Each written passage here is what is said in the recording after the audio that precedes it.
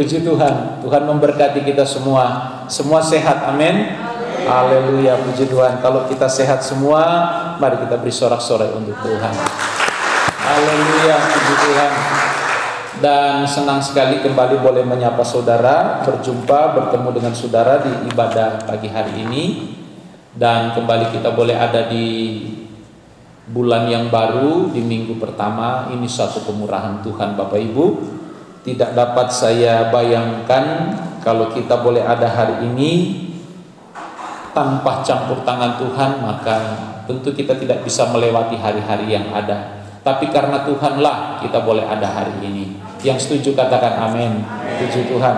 Bapak Ibu, seperti janji saya minggu lalu, kalau saudara perhatikan, saya katakan bahwa hari ini saya mau berbicara suatu tema, suatu hal mengenai masih menyangkut dengan pendewasaan iman Kristen kita, berkaitan dengan pertumbuhan level iman kita, berkaitan dengan keintiman kita di dalam Tuhan. Nah, pagi hari ini saya mau berbicara, saya sudah kasih judul tema pertemuan kita, posisi itu sangat menentukan kualitas kita. Kita ada di posisi mana tergantung kualitas kita hari-hari ini.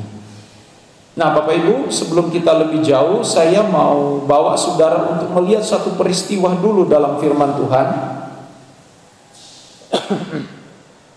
Dalam Kisah Para Rasul pasalnya yang ke-9. Kisah Para Rasul pasal 9. Nah, PR tugas bagi saudara untuk pulang di rumah, saudara baca kembali, renungkan kembali, lihat kembali peristiwa bagaimana pertama kali Saulus bertobat. Nah, tapi untuk menyingkat waktu, karena pagi hari ini kita ada perjamuan kudus, maka saya langsung kepada dua ayat pokok kita, ayat 5 dan ayatnya yang ke-6. Saya bantu saudara untuk membacakan, saudara boleh dengar, saudara boleh juga perhatikan lewat LCD. Demikian firman Tuhan atas kita semua. Kisah pasal 9 ayat 5. Jawab Saulus, "Siapakah engkau Tuhan?" Katanya, "Akulah Yesus yang kau aniaya itu." Ayat 6. "Tetapi bangunlah dan pergilah ke dalam kota. Di sana akan dikatakan kepadamu apa yang harus kau perbuat." Balik ayat 5, Kevin. Nah, Bapak Ibu, tentu peristiwa pertobatan Saulus sebelum dia dinobatkan Tuhan menjadi Paulus dan sebelum dilantik menjadi rasul yang dipakai Tuhan begitu luar biasa, khususnya waktu itu Paulus diarahkan Tuhan, dipakai Tuhan untuk menginjili atau memberikan pengajaran kepada orang-orang di luar Yahudi, orang Romawi terlebih khusus, dan juga orang-orang Yahudi yang ada di perantauan, yang sudah berdiaspora, yang sudah tidak ada lagi di Yerusalem. Mereka sudah keluar kemana-mana, dan mereka sudah ada di Efesus, di Tiatira, di Filipi, di Roma, dan lain sebagainya. Tapi khususnya garis besar pelayanan Paulus ini tertuju, Tuhan arahkan dia kepada orang-orang Romawi. Karena memang sesuai dengan kapasitas Paulus yang memang luar biasa, hebat, pinter, maka Tuhan juga memakai Paulus untuk memberitakan firman Tuhan di kalangan-kalangan orang seperti orang-orang Romawi pada saat itu. Nah, Bapak Ibu, bukan tentang sejarah yang ingin saya mau tekankan, tetapi ada suatu hal yang indah dari ayat ini. Dikatakan, "Siapakah engkau Tuhan?" Ini pertanyaan Paulus pertanyaan Saulus sebelum dia jadi Paulus kepada suara yang dia dengar ketika hendak perjalanan menuju Damsyik. Nah, di tengah-tengah perjalanan itu Saulus mengalami suatu fenomena yang kita tahu bersama.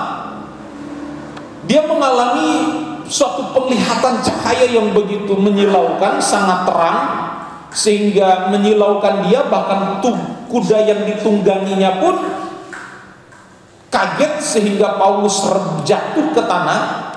Dan ketika Paulus bingung menghadapi apa yang dia hadapi hari itu di hadapan matanya, dia bertanya, karena sebelumnya ada suara dari dalam cahaya yang sangat menerang, sangat terang itu.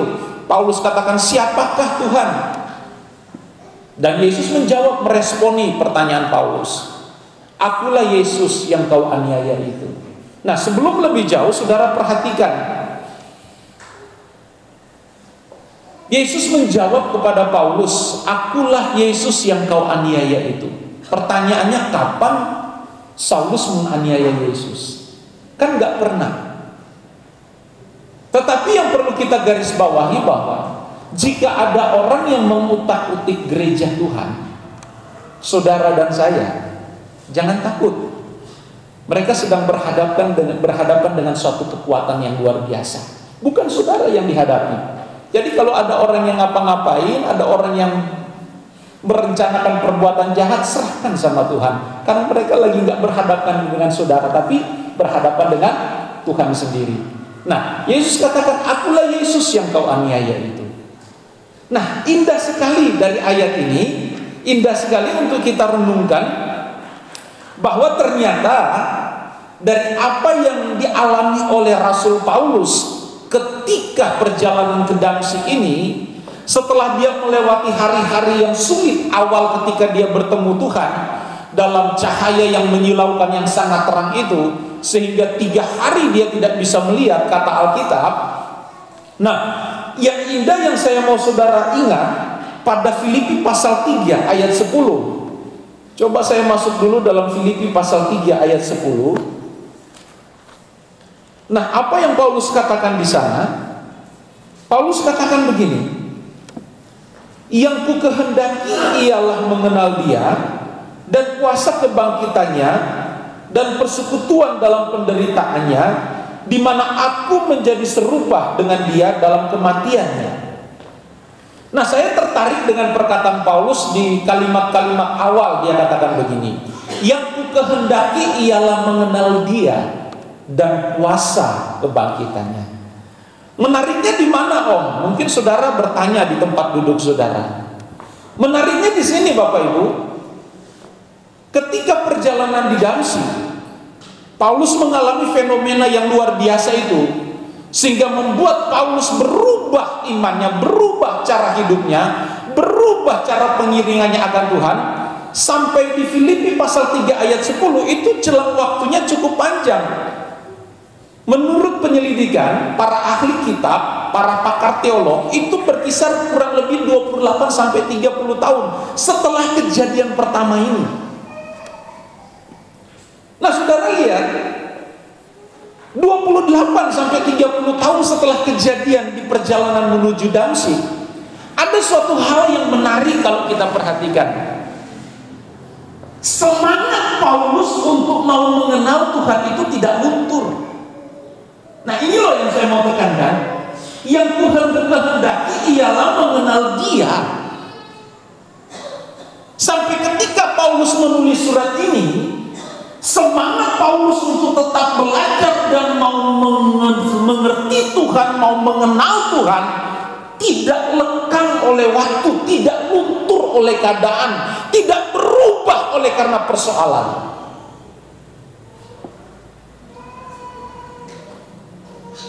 Bapak Ibu, berapa tahun kita jadi orang Kristen? Mungkin ada yang lebih daripada Paulus.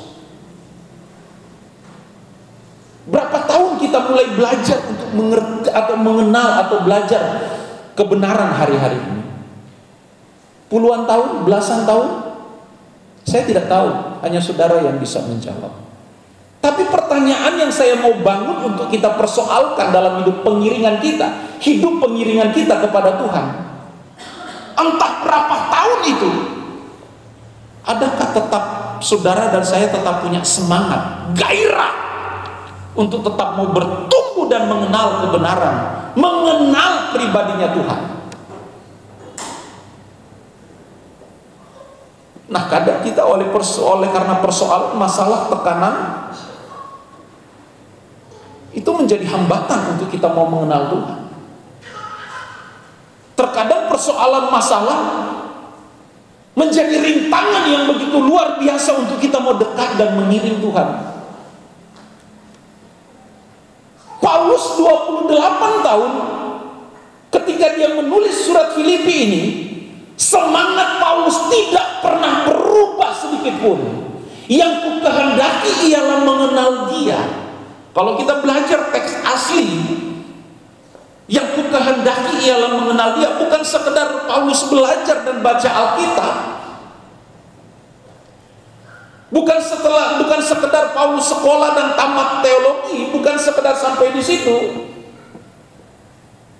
Tapi di balik setiap persoalan, di balik setiap masalah, di balik setiap tekanan yang dia alami, di situ Paulus mau belajar tentang Tuhannya di situ. Bukan ketika dia sedang hanya sekolah atau duduk di bangku sekolah, bukan hanya ketika dia lagi di rumah berdoa merenung dan dia mau belajar tentang Tuhan, tidak. Tetapi di setiap perjalanan kehidupannya, baik suka maupun duka, Paulus tetap punya semangat, Paulus tetap punya gairah untuk tetap mau mengenal Dia yang mampu membuat hidup Paulus berubah 180 derajat. Yang tadinya menganiaya orang-orang yang mengikut Tuhan, yang tadinya menganiaya orang-orang yang setia, sekarang dia berbalik untuk memberitakan kebenaran, untuk mau memperkenalkan Kristus yang sudah mengubah hidupnya. Bapak Ibu, dalam judul khotbah saya katakan posisi itu menentukan kualitas kita. Sekarang saudara punya posisi di mana? Kita ini pasti berbeda posisi-posisi kita hari ini di hadapan Tuhan. Dan saya tidak tahu saudara punya posisi di hadapan Tuhan seperti apa, tapi saya percaya bahwa setiap kita punya posisi di hadapan Tuhan. Saya bukan berbicara tentang status kita di hadapan Tuhan, tapi posisi kita. Nah, ini akan saya uraikan sebentar. Oleh sebab itu, mari Bapak Ibu, menyingkat waktu, saya tidak mau terkurung di sini, tapi saya mau jadikan ini sebagai pengantar kita untuk membawa kita mau masuk lebih dalam. Kita bercermin dari Paulus, 28 tahun Paulus tidak berubah sedikit pun kerinduannya, semangatnya untuk mau mengenal dan belajar siapa Tuhan itu. Nah, bagaimana dengan kita hari-hari ini? Sampai di mana level kedewasaan kita di hadapan Tuhan? Umur tidak menentukan kedewasaan kita di hadapan Tuhan. Bapak Ibu, mari kita belajar hari-hari ini, pagi hari ini, khususnya pagi hari. Belajar bagaimana pengenalan kita akan Tuhan yang benar. Karena dengan belajar untuk mau mengerti, mengenal Tuhan secara dalam, di situ kita dapat memahami posisi kita itu ada di mana. Dengan keadaan yang terjadi di sekitar kita, bagaimana respon kita menghadapi kejadian-kejadian, perkara-perkara, masalah-masalah dalam kehidupan kita. Kita belajar, dari situ kita bisa tahu posisi saya itu sekarang di mana. Level kedewasaan iman saya itu sekarang di mana. Jangan kita mau jadi orang Kristen yang stuck gitu, sama aja dari dulu sampai sekarang tidak berubah. Itu Yesus, tapi kalau iman kita harus berubah. Amin. Jangan pakai prinsip Yesus dulu sekarang. Yesus tidak pernah berubah dalam apa? Dalam kasihnya, dalam program keselamatannya tidak pernah berubah, kuasanya tidak pernah berubah. Tapi kita orang Kristen harus berubah dalam iman pengiringan kita. Amin. Nah, Bapak Ibu, yang pertama, kita mau belajar dulu. Saya langsung aja pada poin yang pertama. Posisi kita sekarang di mana?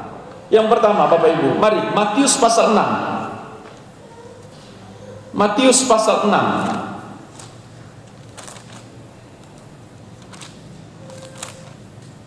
Ayatnya yang ke-31, Matius 6 ayat 31, 31 dan 32, demikian firman Tuhan, saudara boleh dengar. Sebab itu, janganlah kamu khawatir dan berkata, apakah yang akan kami makan? Apakah yang akan kami minum? Apakah yang akan kami pakai? Ayat 32. Semua itu dicari oleh bangsa, semua itu dicari bangsa-bangsa yang tidak mengenal. Sampai di situ dulu. Kita persoalkan ayat ini. Kalau ada orang Kristen yang masih sibuk dengan ayat 31, Tuhan, kenapa seperti ini kejadiannya? Tuhan, kenapa masalah ini harus ada? Tuhan, kenapa kok saya melarat ini? Tuhan, kenapa? Tuhan, aku butuh ini, Tuhan, aku butuh itu. Kedengarannya nggak salah. Tapi saudara coba persoalkan ayat 31. Sebab janganlah kamu khawatir dan berkata, apakah yang akan kami makan, apa yang akan kami minum, apa yang akan kami pakai. Kalau orang Kristen masih bergelut dalam mempersoalkan ini dalam kehidupan pribadinya, bukan saya yang ngomong, ayat 32 katakan apa? Semua itu dicari bangsa-bangsa yang tidak ngeri, kan? Kalau ada di antara kita masih mempersoalkan bagaimana penyertaan Tuhan, bagaimana pemeliharaan Tuhan, bagaimana perlindungan Tuhan, apa yang harus aku makan, pakai, minum, saudara digolongkan orang yang tidak mengenal Allah. Nah, ini dijauhkan Tuhan. Nah, saya terus dulu, kasih lengkap dulu ayat ini. 32, ayat 32. Semua itu dicari bangsa-bangsa yang tidak mengenal Allah. Akan tetapi Bapamu di surga tahu bahwa kamu memerlukan semuanya itu. Nah, konteks ayat ini, kita belajar konteks lagi hari ini. Konteks ayat ini, Yesus memberi pelajaran, berbicara kepada murid-murid dan orang-orang Yahudi. Ahli Taurat juga ada di situ. Nah, selalu saya katakan kepada saudara bahwa jangan kita punya iman seperti iman orang Yahudi. Dan kita orang Kristen zaman sekarang itu tidak sama dengan mereka waktu itu. Jadi jangan disama-samakan, sekalipun mereka umat pilihan secara khusus, kita terlebih lagi. Jangan kita menempatkan diri sebagai orang Kristen Yahudi yang punya sasaran pengiringan mereka akan Tuhan itu hanya untuk diri sendiri, untuk pemenuhan kebutuhan jasmani. Maka dari itu Yesus secara tidak langsung Yesus menyampaikan perkataan ayat 31 dan 32 ini kepada orang-orang Yahudi yang mendengar pengajarannya. Kalau kalian masih sibuk dengan makan minum, pakai, tempat tinggal di mana, mau apa dan bagaimana, Yesus katakan kalian tidak upahnya sama seperti orang yang tidak mengenal Allah. Nah, yang saya mau katakan poin yang pertama yang perlu kita renungkan, perlu kita masalahkan, di mana posisi kita? Jangan-jangan posisi kita masih sama seperti orang Yahudi, Kristen yang berorientasi kepada iman orang Yahudi. Jangan lagi. Beda kita, berkat kita anak Tuhan sekarang ini beda. Berkat kita tuh beda. Bukan hanya soal makan minum pakai di bumi, tetapi lebih daripada itu. Di mana? Langit baru dan bumi baru, itu yang Tuhan siapkan. Nah, ayat 32, semua itu dicari bangsa-bangsa yang tidak mengenal Allah, akan tetapi Bapamu yang di sorga. Nah, ini menarik. Saudara lihat, Tuhan mengatakan bahwa Bapamu yang di sorga itu tahu segala keperluan. Kalau Tuhan menempatkan dirinya sebagai Bapa, maka orang Yahudi sebagai, orang Israel sebagai anak. Ya kan? Kalau Tuhan menempatkan dirinya sebagai Bapa, maka di pemandangan mata Tuhan orang Israel ini sebagai anak. Nah, jangan heran kalau tuntutan orang Israel kepada Tuhan itu ya begini-begini ini. Ayat 31, soal makan minum, soal tempat tinggal, soal macam-macam yang sifatnya duniawi. Tuhan mengerti, oh ini mereka masih anak-anak.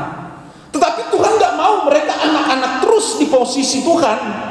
Tuhan mau mereka dewasa. Itu sebabnya ketika Yesus datang, Yesus menyampaikan suatu ajaran supaya fokus iman orang Israel jangan lagi hanya di dunia ini, tetapi di surga.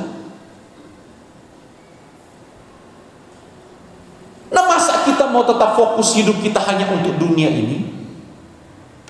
Jadi yang pertama, kita belajar posisi yang pertama di hadapan Bapa di surga, di hadapan Tuhan.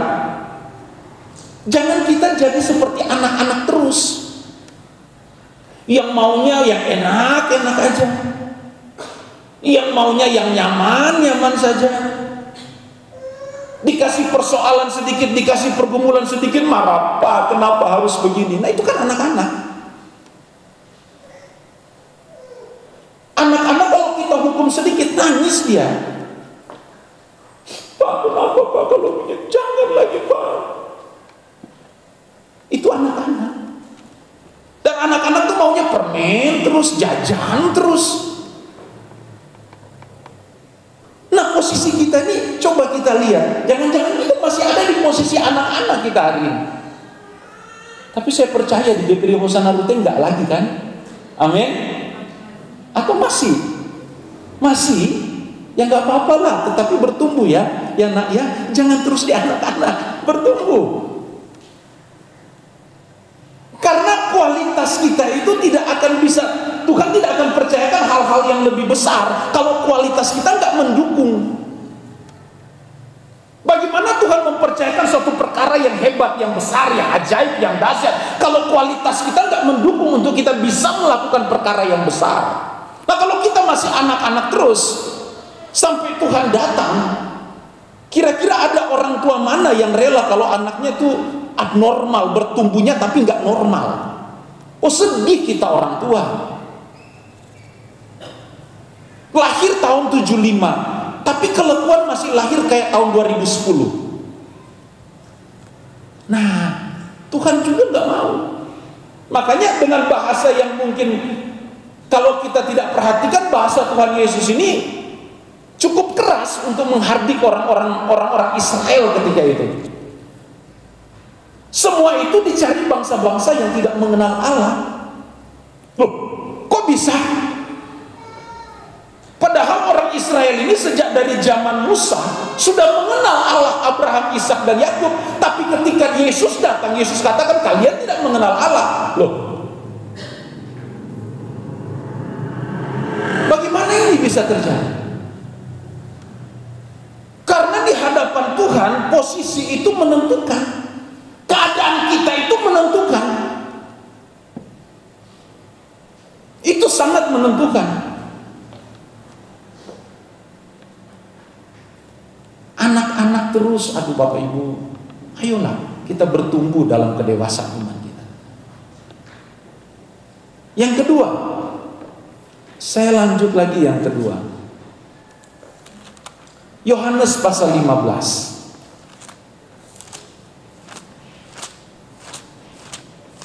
Injil Yohanes pasal 15 ayatnya yang ke-15, bagian A, bagian pertama saja.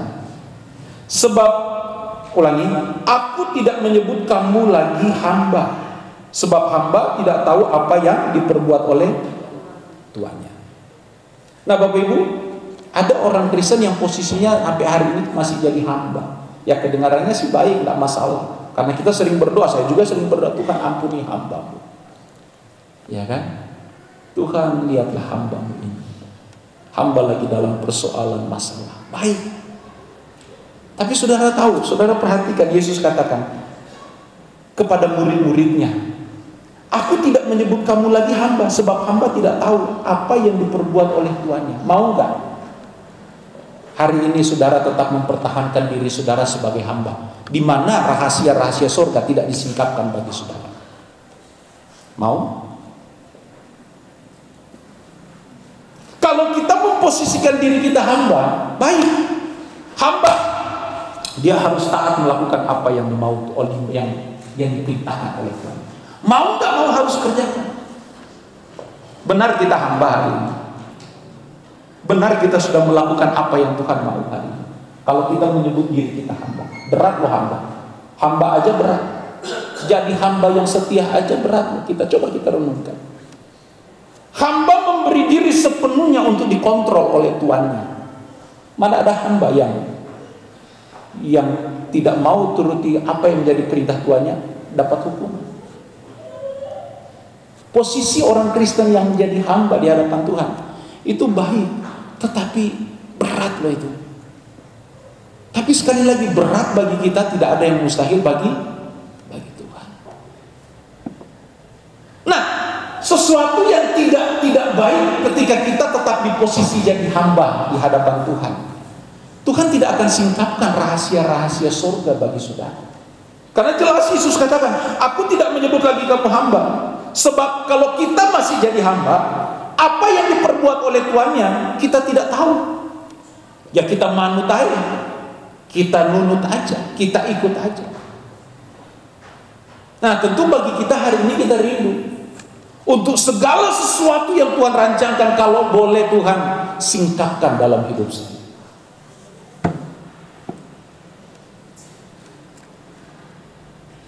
Orang Kristen hamba itu luar biasa sebenarnya.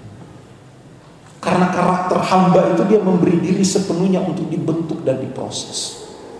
Mau tidak mau, enak tidak enak, dia harus tetap mau melakukan apa yang diperintahkan oleh Tuhan. Tetapi ada satu kelemahan seorang hamba. Tuannya tidak akan pernah memberitahukan rahasia-rahasia hari depan kepada seorang hamba. Makanya kalau saudara mau supaya Tuhan singkapkan, saudara memiliki karunia,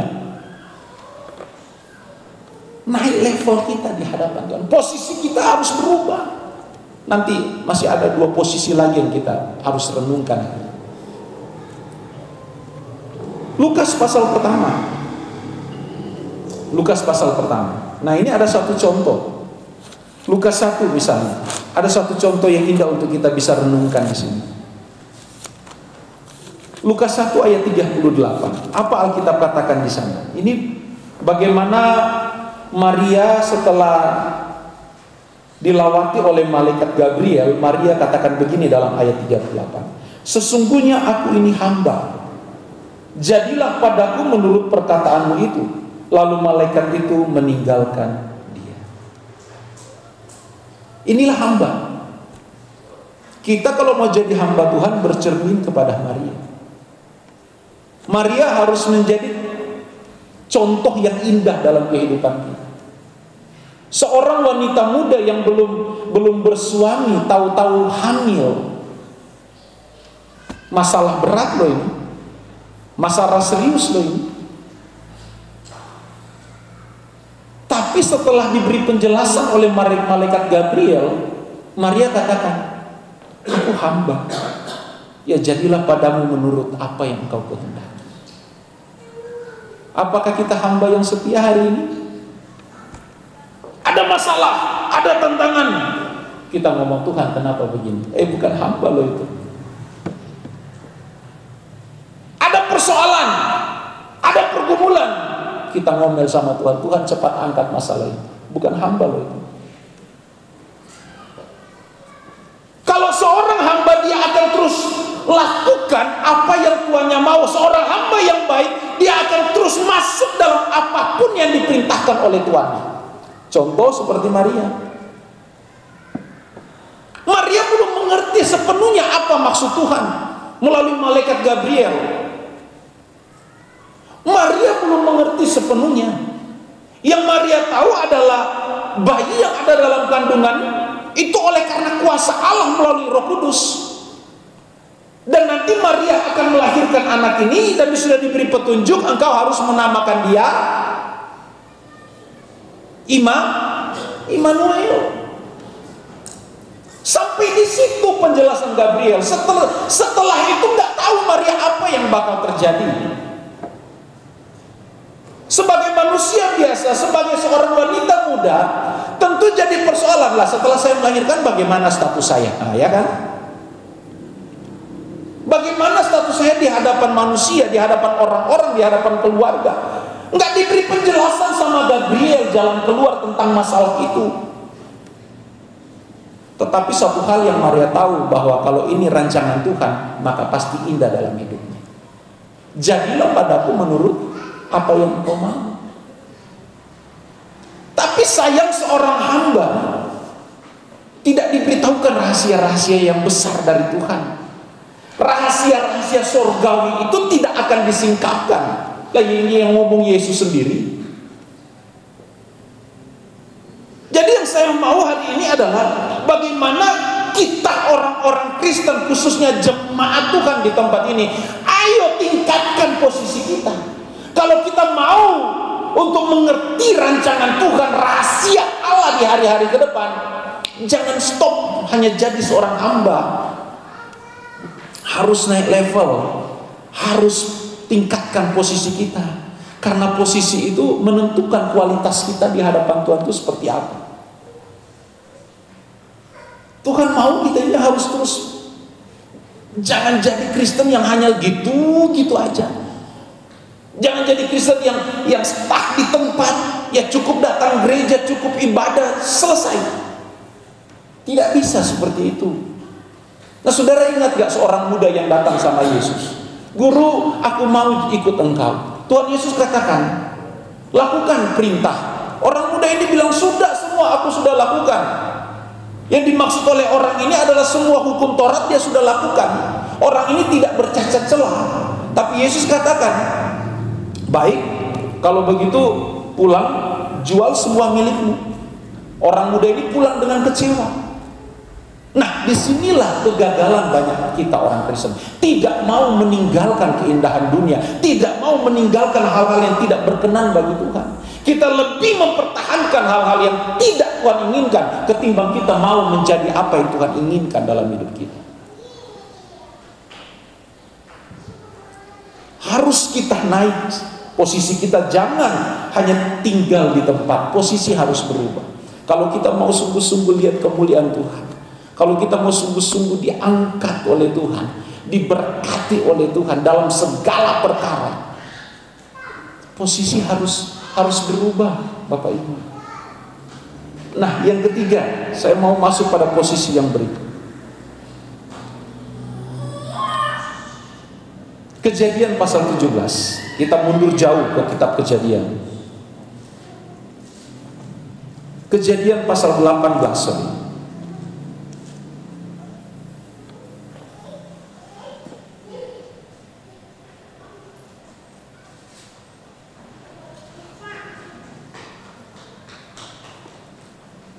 Ya, Kejadian pasal 18 ayat 17. Demikian singkat saya baca satu ayat. Saudara tentu sudah tahu garis besar cerita ini. Berpikirlah Tuhan, apakah aku akan menyembunyikan kepada Abraham apa yang kukehendaki, apa yang hendak kulakukan ini? Nah, saudara lihat, kok bisa Tuhan singkapkan rahasia bagaimana sebelum Sodom dan Gomora itu di bumi hanguskan.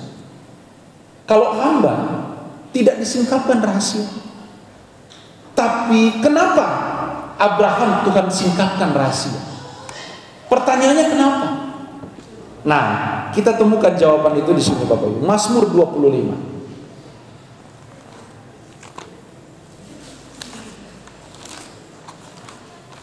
Mazmur 25. Ayatnya yang ke-14. Tuhan bergaul karib dengan orang yang takut akan Dia, dan perjanjiannya diberitahukannya kepada mereka. Yang ketiga, posisi kita jangan berhenti di hamba, tetapi naik pada posisi jadi sahabatnya Tuhan. Nah, Abraham ini sahabatnya Tuhan. Kalau sahabat, coba saudara yang punya sahabat karib lah. Rahasia yang tersembunyi sekalipun saudara berani untuk ceritakan. Benar nggak? Oh, kita sudah punya teman baik gitu ya, dari dulu, dari kecil bertumbuh sama-sama, suka, senang, jadi sahabat lah, sohib lah gitu. Rahasia pribadi pun saudara berani loh ngomong. Padahal dia bukan siapa-siapa saudara, hanya teman, hanya sahabat. Tapi kenapa? Karena memang sahabat kadang lebih lengket daripada keluarga sendiri. Belum tentu saudara berani cerita sama papa mama ketika ada suatu rahasia. Paling yang saudara curhat dulu teman dekat, biasanya gitu. Nah, Abraham di pemandangan mata Allah itu dia bukan hanya sebagai anak, bukan hanya sebagai hamba, tetapi levelnya itu sudah sahabat. Level Abraham bukan lagi hamba. Sekalipun dalam doa banyak Abraham katakan aku ini hamba, tapi di pemandangan mata Tuhan dia sahabat. Kenapa sahabat?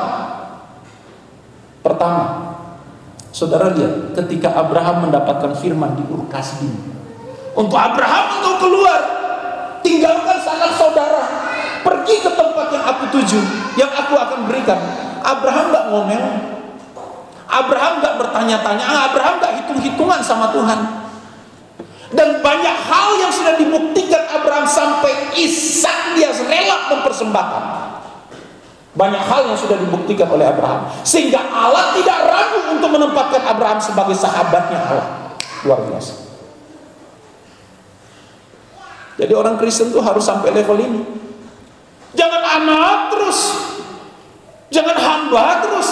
Kalau bisa level sahabatnya Tuhan dan menjadi sahabat Tuhan. Ayat 14, orang yang selalu bergaul karib dan takut akan Dia dan melakukan perjanjian melakukan segala ketetapan hukumnya. Level itu luar biasa. Jadi sahabat. Ada yang sudah jadi sahabatnya Tuhan sini? Belum. Kita harus masuk ke sini. Sekalipun prosesnya berat, dan proses yang dialami Abraham itu gak mudah Bapak Ibu.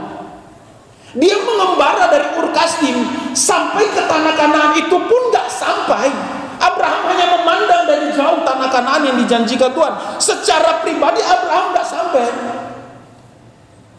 Tetapi dia gak mempermasalahkan sepanjang perjalanan. Dia nggak ngomel sama Tuhan. Apa yang diperintahkan Tuhan dia lakukan, termasuk Ishak dipersembahkan. Dia nggak hitung-hitungan. Jadi nggak salah kalau Tuhan memposisikan Abraham sebagai sahabat. Pertanyaannya saya bagi kita untuk kita masalahkan hidup kita, sudah nggak kita jadi sahabat Tuhan? Posisi itu menentukan Bapak Ibu. Makanya jangan marah Tuhan kalau hari-hari ini saudara tidak dipercayakan hal-hal yang besar, hal-hal yang spektakuler, hal-hal yang dahsyat. Karena untuk level sahabat saja kita, level anak saja kita nggak bisa lalui dengan baik. Bagaimana mau masuk level hamba, apalagi sahabat?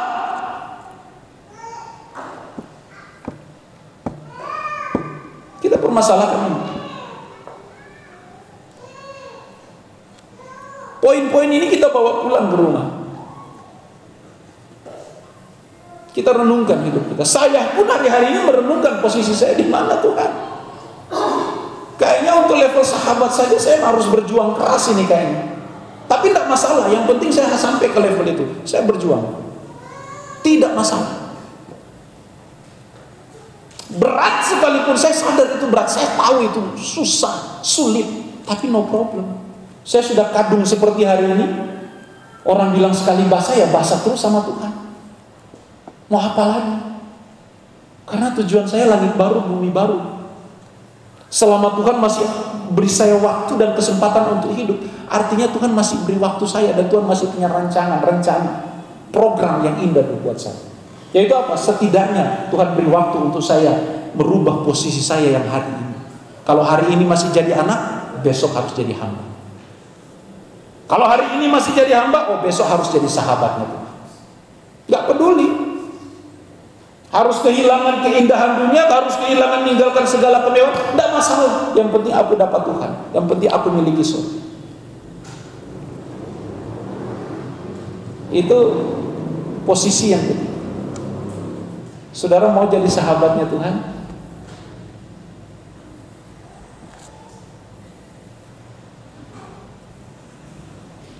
Saudara mau jadi sahabatnya Tuhan?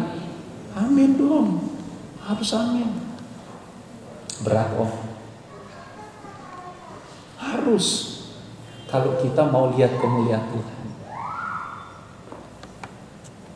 Yang keempat, yang terakhir sebelum kita masuk perjamuan.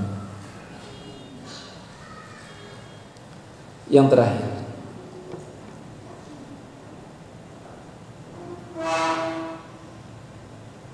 Kejadian pasal 8. Masih di kitab Kejadian pasal 8 sekarang.